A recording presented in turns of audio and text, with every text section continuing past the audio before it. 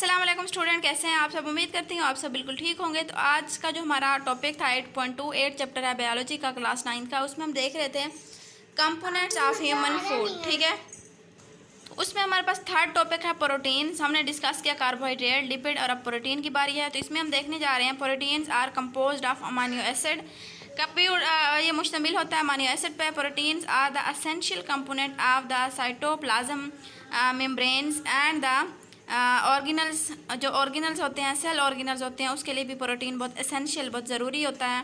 Cytoplasm membranes में भी आगे कहते हैं कि they also are the major component of the muscles, ligaments and the tendons. अच्छा, वो कहते हैं कि होता क्या है कि they also the major components, इसमें सबसे ज़्यादा मेजर कंपोनेंट्स यानी कि मेजर के तौर पर कहाँ पर यूज़ किया जाता है?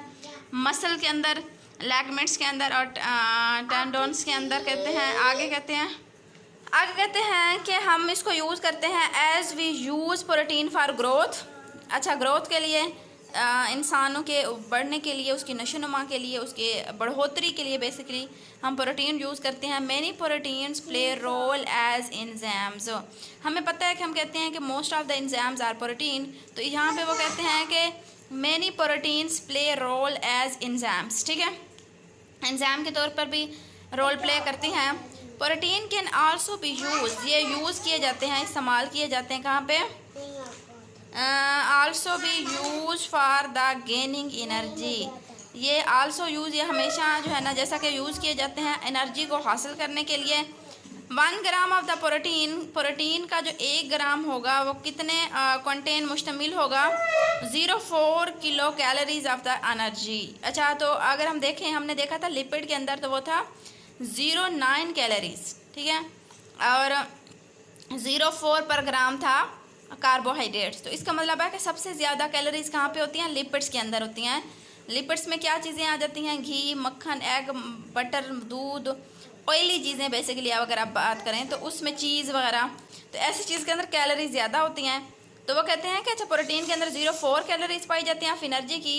And dietary source of the protein are the meat, egg, grains. आगे कहते हैं ligaments, dairy product such as milk and cheese. अच्छा, वो कहते हैं प्रोटीन के अंदर क्या क्या चीज़ें आ जाती हैं? इसके अंदर आ जाता है कि मीट, गोश्त, अंडे वगैरह, ग्रेन्स वगैरह।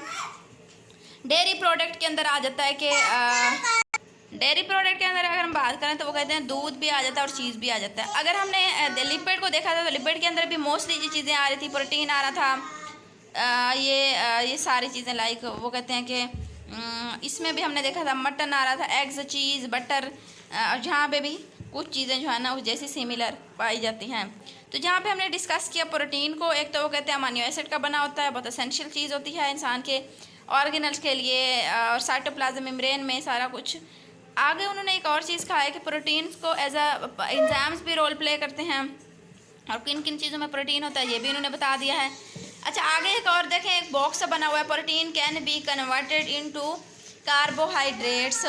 प्रोटीन कार्बोहाइड्रेट्स में भी कन्वर्ट हो सकते हैं और कार्बोहाइड्रेट्स प्रोटीन में भी कन्वर्ट हो सकते हैं। ये हमने ऊपर भी पढ़ा था कि कार्बोहाइड्रेट्स प्रोटीन में कन्वर्ट हो सकते हैं। आप ये बता रहे हैं प्रोटीन कार्बोहाइड्रेट में कन्वर्ट हो सकते हैं। ये एमसीक्यूज में आ सकता है, आपने इसको भी अच्छी तरह से याद रखना है। तो यहाँ पे हमने 3 टॉपिक डिस्कस किए हैं, सबसे पहले कार्बोहाइड्रेट, फिर लिपिड, फिर प्रोटीन। आई होप सो कि आपको इन तीनों की समझ आ गई होगी, जो कि कंपोनेंट्स ऑफ ह्यूमन फूड के हवाले से हैं। तो मिलते हैं किसी और टॉपिक के साथ, तब तक के लिए अल्लाह हाफिज़।